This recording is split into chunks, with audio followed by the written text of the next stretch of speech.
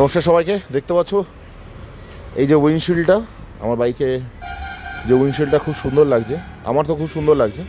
বাকি তোমাদের কেমন লাগছে একটু জানিও কমেন্ট করে। এবার সবথেকে মজার বিষয় হচ্ছে এই উইন্ডশিল্ডটা কিন্তু আমার নিজের হাতে বানানো, আর এটা কোনো অ্যাক্রিলিক বা কোনো প্লাস্টিক শিট না। এটা হচ্ছে টিভির ভিতরে যে এলইডি প্যানেল থাকে, এলইডি প্যানেলের যে কাঁচটা থাকে, সেই কাঁচ দিয়ে নিজের হাতে তৈরি করা। এটাকে হিট দিয়ে ব্যান্ড করতে হয়েছে, হালকা এর শেপে ব্যান্ড করেছি, হালকা হিট দিয়ে ব্যান্ড করেছি।